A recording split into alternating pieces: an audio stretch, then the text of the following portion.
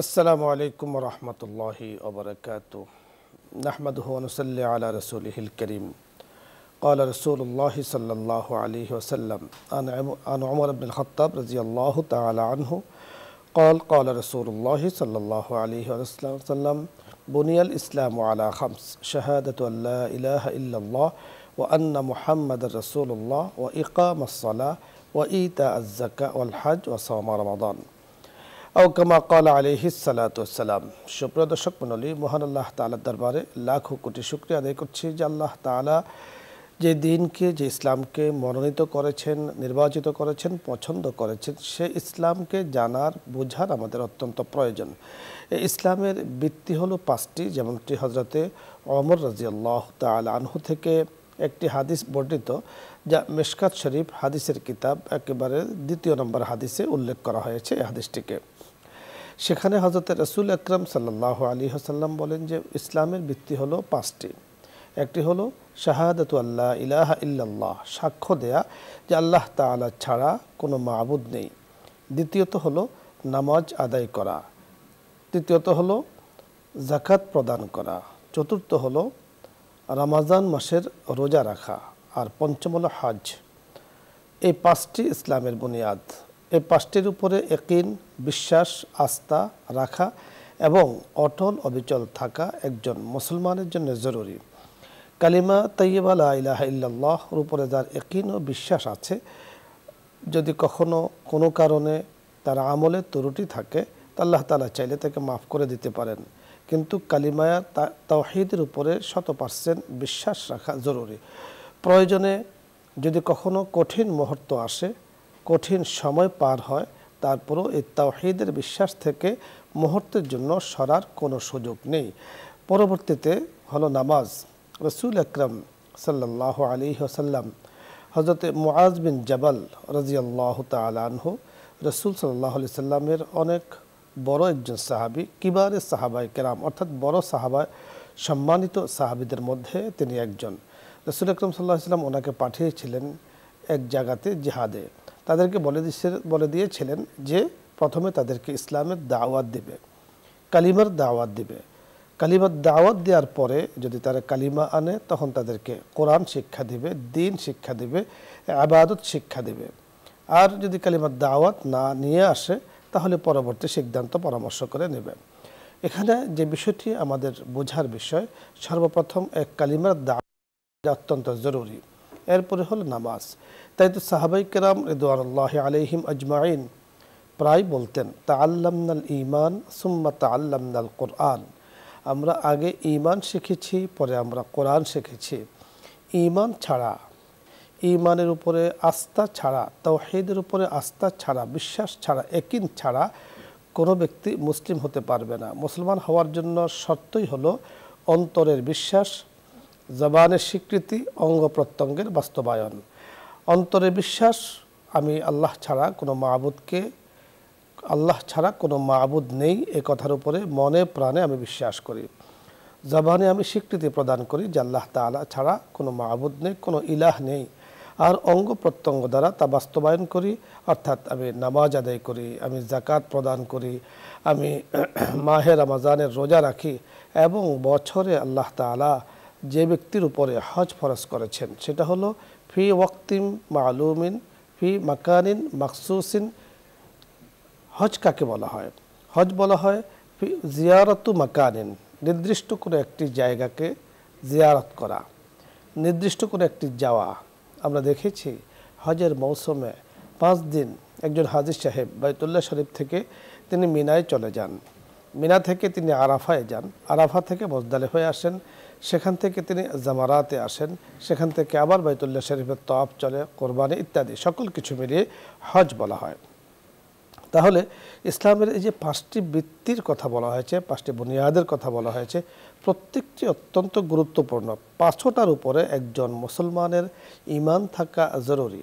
তাই তো পবিত্র কোরআনে হাকিমে লা ইলাহা ইল্লাল্লাহর কথা যেমন বারবার এসেছে, সালাতের কথাও বারবার এসেছে, যাকাতের কথাও বারবার এসেছে, মাহে রমজানের রোজার কথাও বারবার এসেছে। অনুরূপভাবে বাইতুল্লাহ শরীফের হজের কথাও বারবার এসেছে। হজের যে বিষয়টি, হজ আল্লাহ তাআলা বছরে জীবনে একবার আল্লাহ তাআলা ফরজ করেছেন, যার উপরে মাল রয়েছে, যাদেরকে আল্লাহ তাআলা সম্পদ দিয়েছেন। আল্লাহ চাহে তো এই বিষয় নিয়ে আজকে কথা বলার জন্য আমাদের সাথে এই মুহূর্তে যিনি যোগ দিয়েছেন বিশিষ্ট ইসলামী চিন্তাবিদ, সুবক্তা শেখ মুফতি আব্দুল কাইয়ুম সুবহানী, খতিব মসজিদে নূর, সেগুনবাগিচা জামে মসজিদ, কাকরাইল, ঢাকা। সাথে আছি আমি আমজাদ হোসেন হেলালি। জি মোহতারাম, কেমন আছেন আপনি? আলহামদুলিল্লাহ। আলহামদুলিল্লাহ। আজকে আপনার কাছে আমরা ইসলামের বুনিয়াদ 5টি এর উপরে আলোচনা শুনবো। কিঞ্চিত আলোকপাত আমরা করেছি, আপনার কাছে বিস্তারিত শুনবো। ধন্যবাদ আপনাকে। নাহমাদুহু ওয়া নুসাল্লি আলা রাসূলিহিল কারীম, আম্মা বা'দ। মূলত হাদিসে পাকে যেভাবে এসেছে যে বুনিয়ান ইসলাম আলা খামসিন, ইসলাম 5টি ভিত্তির উপর ইসলাম দাঁড়িয়ে আছে। এর মধ্যে প্রথমত কালিমা, নামাজ, রোজা, হজ, যাকাত। তো এই 5টি বুনিয়াদ এমনই যে একটার সঙ্গে আরেকটার সাংঘাতিক সম্পর্ক। যে কালিমার মাধ্যমে আল্লাহ রাব্বুল আলামিন ঈমানের যে মূল কথাটা, ওই কথাটা ব্যক্ত করেছেন, লা ইলাহা ইল্লাল্লাহ মুহাম্মাদুর রাসূলুল্লাহ, মানে আল্লাহ ছাড়া কোনো মাবুদ নাই, যা হয় আল্লাহর পক্ষ থেকে হয়। এবং এই সমস্ত কায়নাতকে, এই সমস্ত সৃষ্টিকে আল্লাহ তাআলা তৈরি করেছেন এবং আল্লাহ তাআলা লালন পালন করছেন এবং আল্লাহ তাআলাই সব কিছুর নিয়ন্ত্রক। এবং মুহাম্মদ সাল্লাল্লাহু আলাইহি সাল্লাম আল্লাহর রাসূল।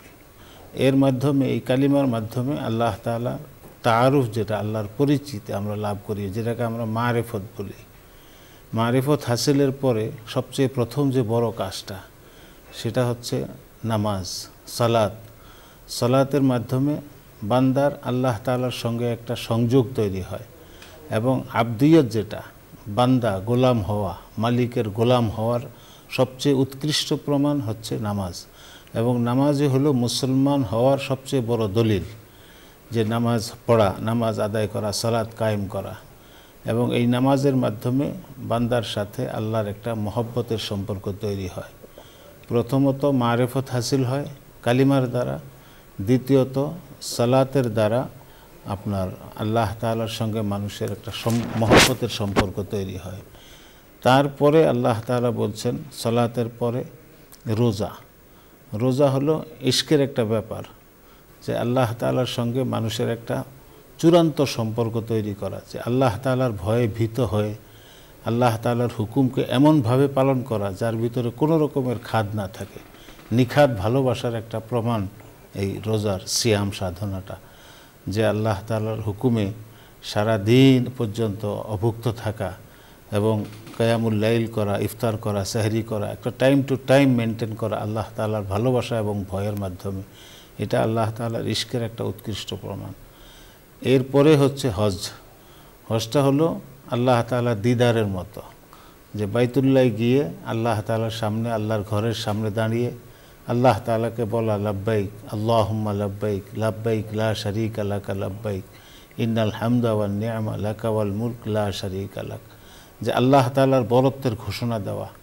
এবং আমি আল্লাহ তাআলার দিদার পর্যায়ে গিয়া এই হজের যে আমলটা করা হয়, প্রত্যেকটা আমল হজের, আরাফায় অবস্থান করা, মুজদালিফায় অবস্থান করা, মিনায় অবস্থান করা, শয়তানকে পাথর মারা এবং জিয়ারত করা, আপনার পড়া, মানে তওয়াফ করা, এই প্রত্যেকটা আমলের ভিতরেই আল্লাহ তাআলার প্রতি মানুষের অকুণ্ঠ যে মহব্বত প্রকাশ পায়। আপনি চমৎকার বলছিলেন। দর্শক মণ্ডলী, আজকে ইসলামের যে 5টি বুনিয়াদ ভিত্তি, যার উপরে ইসলাম একজন মানুষের টিকে থাকে, মুসলমান হিসাবে যিনি আল্লাহ পাকের দরবারে পরিচয় পাবেন, পরিচয় দেয়া যাবে, তার জন্য প্রয়োজন 5টি অবশ্যই জরুরি। কালিমার উপরে যেমন ঈমান জরুরি, সালাত আদায় করা তেমন জরুরি, যাকাত দেয়া তেমন জরুরি, হজ করা জরুরি এবং মাহে রমজানের রোজা রাখাও জরুরি। কোনোটার থেকে কোনোটা কম নয়। এজন্য কোনো অংশকে কখনো ছাড়া যাবে না। যে আমি ঈমান এনেছি, নামাজ প্রয়োজন নেই, এ কথা বলা যাবে না। আমার যেমন ঈমান প্রয়োজন, নামাজ প্রয়োজন, আমার যাকাত প্রয়োজন, হজ প্রয়োজন। আমাদের মুহতারাম বলেছেন যে হজের মাধ্যমে একজন মানুষ আল্লাহ রাব্বি কারীমের নৈকট্যতা হাসিল করতে পারে এবং সেখানে গিয়ে যেন তিনি রাব্বি কারীমকে বলছেন, লাব্বাইক, হে আল্লাহ, আমি উপস্থিত হয়েছি, আপনাকে আমি দেখতে চাই, আপনার রহমত আমি পেতে চাই, আপনার করুণা পেতে চাই, জিন্দেগির গুনাহগুলো মাফ করাতে চাই। এজন্য তো একজন হাজী সাহেব সম্পর্কে বলা হয়েছে, তিনি যখন বাইতুল্লাহ শরীফের হজ করে দেশে ফিরে আসেন, যেন তিনি নবজাতক শিশু যার কোনো পাপ নেই এমন হয়ে তিনি ফিরে আসেন। রব্বে করিমের কাছে আমরা দোয়া করছি, রব্বে করিম আমাদেরকে ইসলামের 5টি বুনিয়াদকে বুঝে শুনে আমল করার তৌফিক দান করুন, তার উপরে আস্থা অটল অবিচল থাকার তৌফিক দান করুন, বাইতুল্লাহ শরীফের হজ জিয়ারা বারবার করার তৌফিক দান করুন। আলোচ্য বিষয় নিয়ে যদি আপনাদের কোনো কিছু জানার থাকে অথবা কোনো কিছু বোঝার প্রয়োজন হয়, কোনো মাসলা মাসাইল জানার প্রয়োজন হয়, আপনি চেষ্টা করুন, প্রশ্ন করুন, আমরা কথা বলার চেষ্টা করব। প্রথমে যিনি আছেন, আসসালামু আলাইকুম, দর্শক পরিচয় বলে প্রশ্ন করুন। আমি বগুড়া থেকে শাহাবত সাহেব। জি বলুন। আমি বগুড়া থেকে শাহাবত বলছি।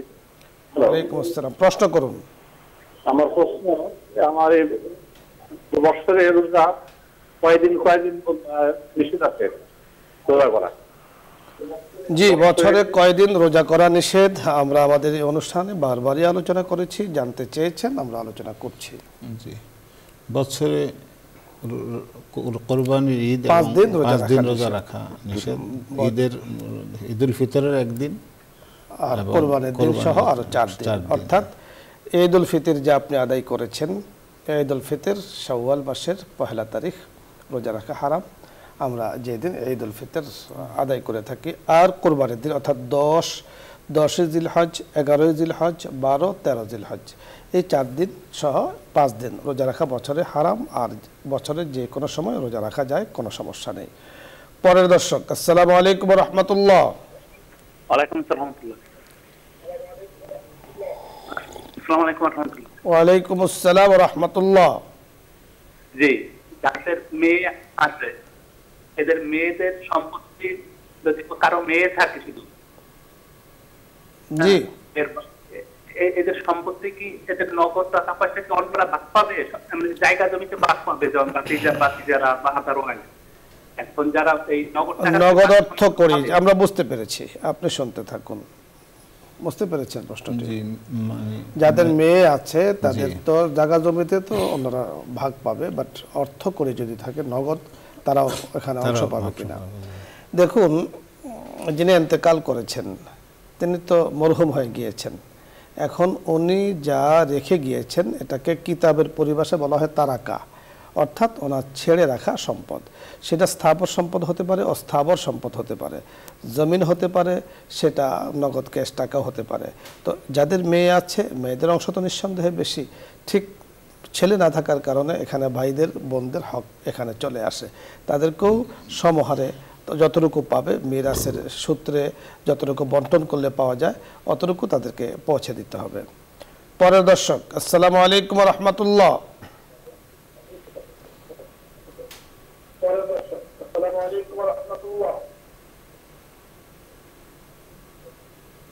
দর্শক শুনতে পেয়েছেন, প্রশ্ন করুন। আসসালামু আলাইকুম ওয়া রাহমাতুল্লাহ। ওয়া আলাইকুম আসসালাম ওয়া রাহমাতুল্লাহ।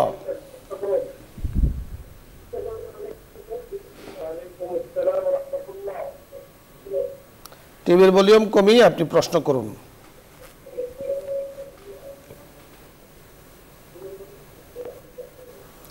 জি, আমি অনেক অসুস্থ। বলুন। নামাজ পড়তে পারি না। আমরা দোয়া করছি আল্লাহ তাআলা আপনাকে সুস্থতার নিয়ামত দান করুন। পরের দর্শক, আসসালামু আলাইকুম ওয়া রাহমাতুল্লাহ।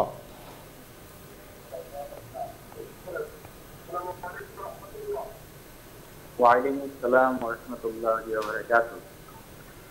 হুজুর, আমার প্রশ্ন হলো, লা হাওলা ওয়ালা কুওয়াতা ইল্লা বিল্লাহিল আলিয়্যিল আযীম, এর ফজিলত কি? অনেক ফজিলত, ধন্যবাদ আপনাকে। বুঝতে পেরেছেন? জি, এই দোয়ার অনেক বড় ফজিলত এবং এটা আমল করা মানুষের জন্য অত্যন্ত উপকারী। অর্থাৎ আল্লাহ তাআলার কাছে আল্লাহ তাআলাই যেন সব কিছুর নিয়ন্ত্রক এবং বেষ্টনকারী হিসেবে আপনি যখন ঘোষণা দিবেন, তখন আপনার যে সমস্যা বা আপনার যে প্রবলেম সেটা আল্লাহ তাআলা হল করবেন। অর্থাৎ প্রভুত্বের, আল্লাহ তাআলার ক্ষমতার, আল্লাহ তাআলার একাত্মবাদের, আল্লাহ তাআলাই একমাত্র আশ্রয়দাতা, তার ঘোষণা আপনি দিচ্ছেন।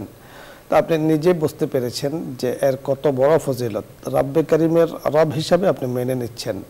ওনার আল্লাহ তাআলার কুদরতের শক্তির বহির্প্রকাশ, শক্তির ঘোষণা আপনি দিচ্ছেন। আশ্রয় আল্লাহ তাআলা একমাত্র আশ্রয়দাতা, সেটার ঘোষণা আপনি দিচ্ছেন। এজন্য সামনে আরটু যদি আপনি যুক্ত করেন, আস্তাগফিরুল্লাহ রাব্বি মিন কুল্লি যামবি ওয়া আতুবু ইলাইহি লা হাওলা ওয়ালা কুওয়াতা ইল্লা বিল্লাহ, তাহলে পুরোটা ইস্তেগফারের অন্তর্ভুক্ত হয়ে যাবে।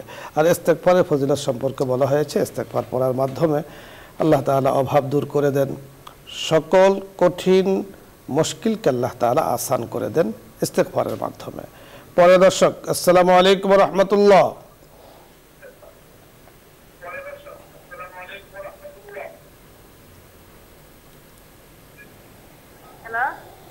জি, আপনি প্রশ্ন করুন। ওয়ালাইকুম আসসালাম। হুজুর, আমি কথায় কথায় ছেলে আমার সাথে ঝগড়া করে, আমি বলি, আবার অভিশাপ দিচ্ছিল, আমাকে বলে যে আমার সাথে কথা বলবেন না, কথা বলবেন না, কথা বলবেন না, এটাই বলে। তো আমি কান্নাকাটি করে অভিশাপ দিয়ে ফেলছি, অভিশাপ লাগবে? সুন্দর একটি বিষয় আপনি জানতে চেয়েছেন। আসলে এটাকে ঝগড়া পর্যায়ে, আমরা যদিও আপনি শব্দ বলেছেন ঝগড়া, আমরা শব্দ চয়নে ঝগড়া বলবো না, অভিমান বলবো। মানে ওনার ছেলে ওনাকে প্রায় বলে থাকে যে তুমি আমার সাথে কথা বলবে না, তো উনি কষ্ট পান, আঘাত পান, সেই হিসেবে চোখের পানি পড়ে যায়। তো এর দ্বারা কি অভিশাপ ছেলের উপরে লাগবে কিনা?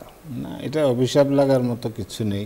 তবে সন্তান যাতে বাধ্য হয়, এই জন্য হযরত থানভী রহমতুল্লাহ আলাইহি একটা নুসখা লিখছেন কিতাবে, যে ভাত রান্না করার পরে 7 বার বিসমিল্লাহ পরে ফু দিয়ে ওই খাবারটা বাচ্চাদেরকে খাওয়ানো, এতে অনেক ফায়দা হয়, অনেক উপকার হয়। অর্থাৎ আমরা যদি ফর্মুলাটা একটু ক্লিয়ার করে বলে দিই, যে ভাত রান্না করতে, অর্থাৎ চাউল ভালো করে ধৌত করে ভাত রান্না করতে বসিয়েছেন, এরপরে ভাতটা হয়ে গেল, হয়ে যাওয়ার পরে 7 বার বিসমিল্লাহ পরে ঢেকে রাখার পরে সেটা দস্তরখানে অথবা টেবিলে নিয়ে এসে পরিবেশন করবেন। এর দ্বারা উপকার। একদিনই না বারবার করতে হবে? না, এটা আমলটা করতে থাকা, এই আমলটা চালু রাখা। আরেকটি বিষয় হলো, অভিশাপ আসলে মুখে বলার বিষয় নয়। আপনার সন্তান আপনার সাথে ঝগড়া করুক, এটা অন্তত আমরা চাই না, আমরা না, কেউই চায় না তার সন্তান মা বাবার সাথে কথা বলুক, ঝগড়া করুক, এমন কথা বলুক যার কারণে তারা কষ্ট পায়। নিঃসন্দেহে সে যখন বলে তুমি আমার সাথে কথা বলবে না, আপনি কষ্ট পান, এই কথাটাও তাকে আল্লাহ তাআলা নিষেধ করেছেন, ওয়ালা তাকুল্লাহুমা উফফিন ওয়ালা তানহারুহুমা। পিতা মাতাকে এমন কথা বলবে না যার কারণে তারা কষ্ট পায়, উফ শব্দ বলে, তো উফ বললে তো চোখ দিয়ে পানি পড়ে সাধারণত, এবং ধমক দেবে না। তো সন্তান এই কাজটি করছে, নিঃসন্দেহে গর্হিত কাজ করছে। আপনি কষ্ট, আসলে বিষয়টা তো অন্তরের ব্যাপার, যে জিনিস মানুষের অন্তরে আঘাত করে তখনই সেখান থেকে চোখের পানিটা পড়ে যায়। তো মা বাবার অভিশাপ কিন্তু অনেক মারাত্মক এক ক্ষতিকর, ভয়াবহ এক ক্ষতি টেনে নিয়ে আসে। এই যে প্রতিটি সন্তানকে এই বিষয়টি বুঝতে হবে এবং বুঝে চলতে হবে। হয়তোবা বয়সের কারণে, যৌবন বয়সে এটা বুঝে আসে না, একটা সময় যখন বুঝে আসবে তখন মা বাবাকে আর কাছে পাবে না, পাইতে চাইলেও সে সুযোগ হবে না। এজন্য এখনই সন্তানকে কথাগুলো বোঝান। আপনি মা যেহেতু আছে, সে যেহেতু বুঝে না, তাকে বোঝানোর চেষ্টা করুন। কখনো যদি অবুঝ হয়ে যায়, আপনি চুপ থাকুন, তাহলে দেখা যাবে যে একটা সুন্দর সমাধান আশা করছি পরিবারের মধ্যে চলে আসবে। বড় দর্শক, আসসালামু আলাইকুম ওয়া রাহমাতুল্লাহ। আসসালামু আলাইকুম। ওয়া আলাইকুম আসসালাম ওয়া রাহমাতুল্লাহ। হুজুর, আমার প্রশ্ন হলো যে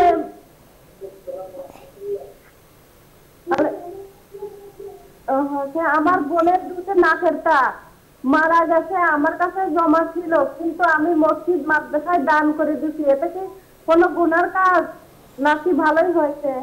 জি জি, আমরা বুঝতে পেরেছি, বোনের কিছু আপনার কাছে আছে, বোন মারা গিয়েছে, তো ওনার উচিত ছিল ওয়ারিসদের কাছে পৌঁছে দেয়া, তো আপনি সেটা করেননি। আসলে বোন মারা যাওয়ার পরে বোনের যে অংশটা আপনার কাছে আছে, এটার মালিক তখন আপনি নয়, তার সন্তান যারা আছে, তার স্বামী তারা আছে, তাদের কাছে পৌঁছে দেয়া।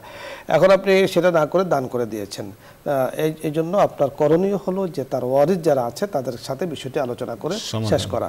তারা যদি সেটা বুঝলেন না হলে তাদের পাওনা কিন্তু তাদেরকে বুঝিয়ে দিতে হবে, আপনার বোনকে পরকালের জবাবদিহিতা থেকে বাঁচানোর জন্য।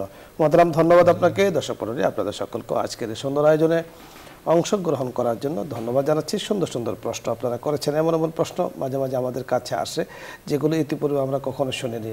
আল্লাহ পাকের মেহেরবানিতে আলহামদুলিল্লাহ আমরা পর্যালোচনার দ্বারা সুন্দর একটা সমাধান কিন্তু চলে আসে। আল্লাহ তাআলার রহমত কামনা করি। আল্লাহ পাকের কাছে আমরা আল্লাহ তাআলা আমাদেরকে যেন ইলমে নাফি দান করে, উপকারী ইলম জ্ঞান দান করেন, অপকারী জ্ঞান ইলম থেকে আল্লাহ তাআলা আমাদের সকলকে হেফাজত করেন। আজকের নয়, আগামী দিন ঠিক এই সময় দেখা হচ্ছে নিউজ 24 পর্দায়। আশাবাদ ব্যক্ত করে আজকের মতো বিদায় নিচ্ছি। আসসালামু আলাইকুম ওয়া রাহমাতুল্লাহি ওয়া বারাকাতুহু। দোয়া হবে, দরুদ ইস্তিগফার পাঠ করি। اللهم صل على سيدنا ونبينا وشفيعنا وحبيبنا مولانا محمد صلى الله عليه وعلى آله وأصحابه وبارك وسلم. أستغفر الله ربي من كل ذنب وأتوب إليه.